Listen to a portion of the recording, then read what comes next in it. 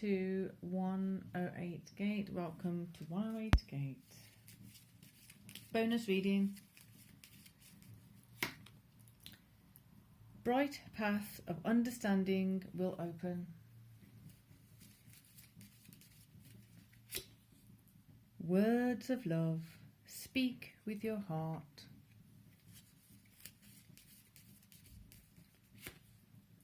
True feelings within you is all you need to know. Okay, so the reason I've come forward to do this bonus reading today, now, is because there's a definite shift in the clarity. As we speak towards ourselves with words of love, the truer feelings are surfacing, which is interesting. It doesn't matter how long I've been doing this, how many decades. That's quite embarrassing to say, but it's not embarrassing at the same time. It's still quite humbling to see it fit together the way it is. And the reason I'm saying that is because certain times, certain things are happening. You lose faith and trust in the process. You can lose faith and trust in yourself. You can lose faith and trust in your ability to read, understand, translate the communication from divine, whatever you want to call it or refer to personally. And then in that, it creates an unrest. It creates some level of unjust situations. So you may not be able to protect yourself, or may not be able to protect yourself in the same ways that you would have had you had that faith and trust. It's like you can be adamant on, like, I know I'm correct because of A, B, C, D, P, Q, not an R. But if that's just slightly in question, in discrepancy, in contemplative mode, and you haven't fully convinced yourself, or someone's managed to put doubt in your own mind about something, it creates an unsteady feeling. Something around the Six of Coins that come up earlier feels like something around that Six of Coins energy. And I know Six of Coins isn't always about that. It's just a matter of, in the reading earlier, previous to this one, the Six of Coins came up, and there was an unsteady feeling in the Six of Coins, the injustice or the inequality. But sometimes you have to look at the inequality to look at the equality, and divvy resources appropriately. So houses come here. So Four of Coins, bringing us back to seeing the resources that you have with a kind of misaligned perspective, not seeing what you have, but seeing what you don't have. See the wealth that's there. Yes, you may have, I don't know, you may only have enough milk for one cup of tea. Well, at least enjoy this one cup of tea, and you can go and get some more milk later. That's a really poor example, but it's kind of, for those of you who love your tea with milk in, then you know what I mean. Like, you want that cup of tea. It's like, well, I'm going to get more milk. Well, you know what? Enjoy this one now, then you can go and get more milk later. Enjoy the that quench that thirst for that cup of tea. In that moment, you can always go and get some more milk, hopefully. So that's okay. Look at what you've got instead of what you haven't got. That's under the true feelings within you is all you need to know. Okay. So the emotions, the moon, hidden emotions, emotions that are there but not necessarily aware of. There's many different ways readers look at the moon. The moon, I just find a very different perspective of the moon. It's like if the moon weren't there, you'd technically have no light at all, except the stars, obviously. But what I mean is, the moon provides sometimes, like when you go out and it's a full moon or whatever, the way it illuminates everything, yeah, it's still dark enough for you to be able to fall asleep. Do you know what I mean? It to me, it's a very highly intelligent aspect of the cosmos, world, universe, whatever it is that you want to say, live in, because it's like the sun's out unless the clouds are covering it. With the moon, it has different phases, different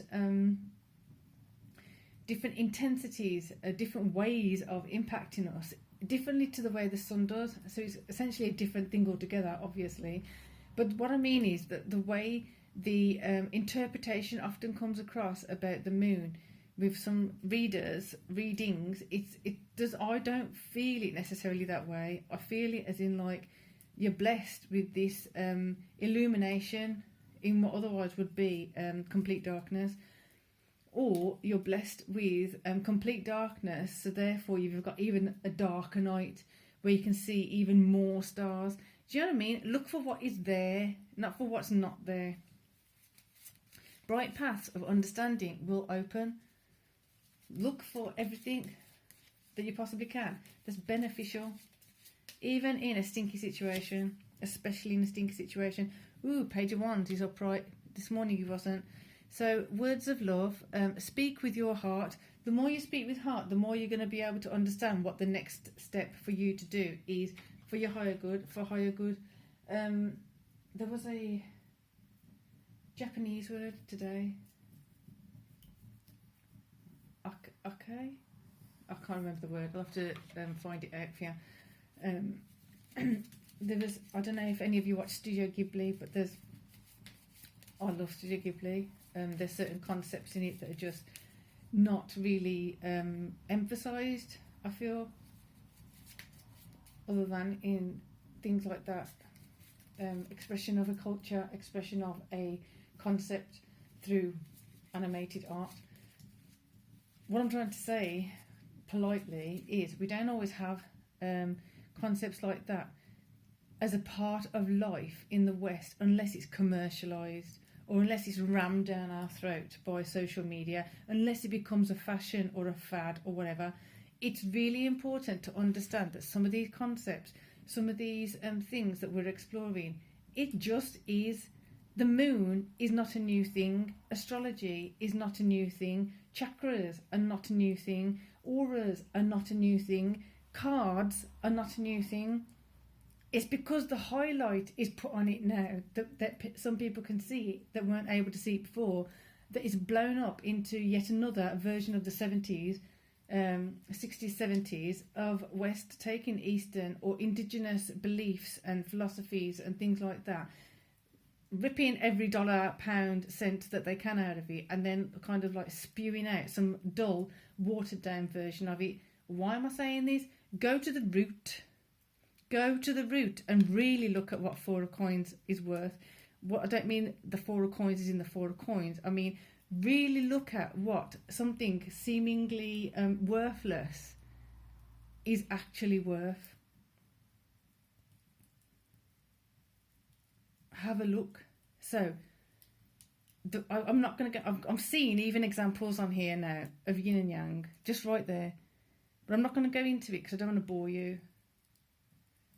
But that's technically other people's job, like to just strip away some of the commercialised crap that we get spoon-fed with some of the stuff that's going on. Go to the nuts and bolts of it all. How does it actually function? Take away the jiggery-pokery of it. Take away the exploitation, essentially, of it. And look at what is actually there for. Why is it actually there? What is it for? Who is it for? When did it occur? It's not new. So all these things, like especially things like we're doing feminine and masculine a lot here. And the reason I focus on feminine and masculine is regardless of what you identify with, I have no problem with people identifying as one being more than another being, regardless of how they were born or whatever. That's not my thing, that's not my issue, that's not my argument, that's not my whatever.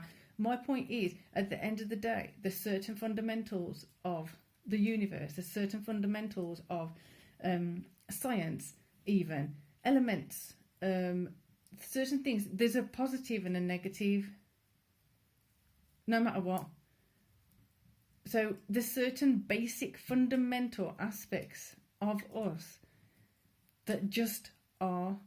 It's a matter of seeing that in the most beautiful way possible, in the most utilised way possible, and utilising it if you choose to. But if you don't choose to, and for example, if someone chooses not to, and then they keep coming to you and complaining and complaining and complaining, do you say, hold on a second, have you heard yourself? If you haven't said that, and you keep getting pissed off, or you keep getting annoyed that they keep coming to you with the same rigmarole, the same message, the same moaning, then what type of message are you sending out when you're accepting that? What kind of value are you putting on yourself? What kind of value are you putting on your time? Illuminate what you need, what you want. Illuminate what your path is, where you're heading, where you want to be going. Therefore, work toward yourself. This is going to be such a mind reconstruction for some of you, or certain concepts are going to be so under reconstruction. Because I can say that as a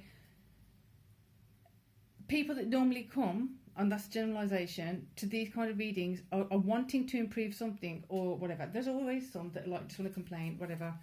The point is, I'm here with the intention of, let's look at things, let's get to the nugget of things, let's explore it. But you can't explore it unless you're willing to explore aspects of yourself.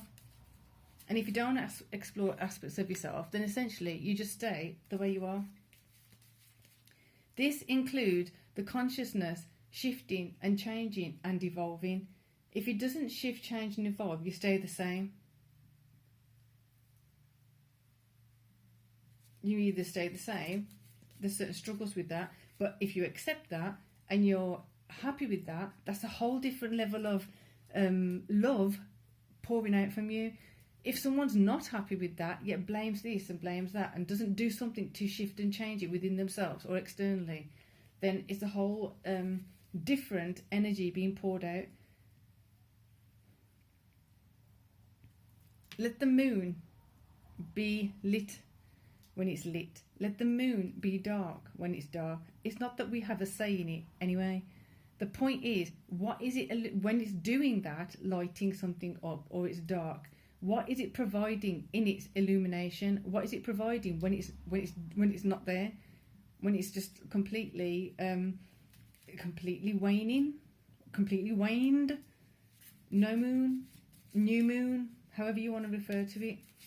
What else do you gain from that? Not just emotionally or energetically, but literally with your senses when you're walking around at night, or you're looking out the window, or you're whatever it is. What do we gain from that? Then take that internally. What do you gain from that in your feminine space regarding your path to your truer feelings, and making sure that you're speaking with love to yourself? So you got wands, 7 of wands, some kind of conflict, looks like within. It's going to be a bit of a toughie. I'm saying that now. I said it before.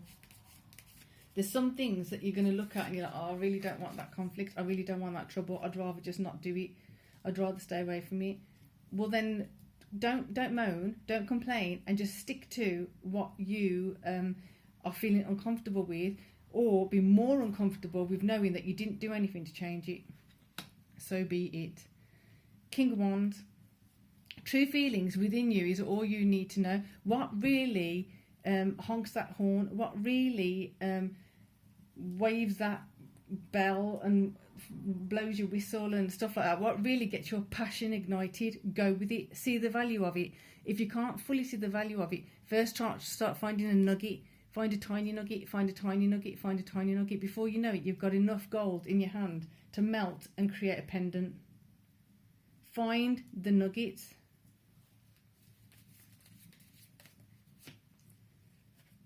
Interesting. Queen of Cups and 6 of Wands. Queen of Cups. victoriously, energetically connecting with emotions of things, victoriously perceived from the male. This is impacting the masculine energies directly.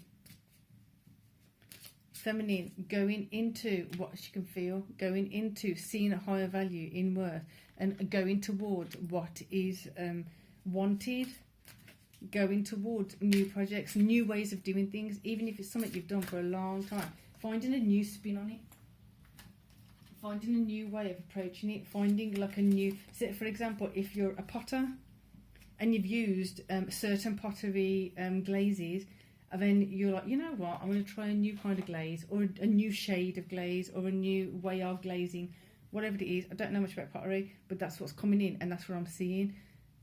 The techniques, the colours, the use of colour combinations, the materials that are naturally available in certain areas of the world are very different. I saw someone using a microwave instead of a kiln. It was like, okay, well, you wouldn't, if I hadn't have seen it myself, I wouldn't have known that that's happened. It is what it is. Look for new ways of doing it and finding that love, and then the victory comes in. I'm not saying use a microwave. I never condone using a microwave. Don't necessarily think this is time to go on that spiel, but look for new ways of doing things. Be innovative. Be a pioneer in your own life. So for now, enjoy that. Peace and love.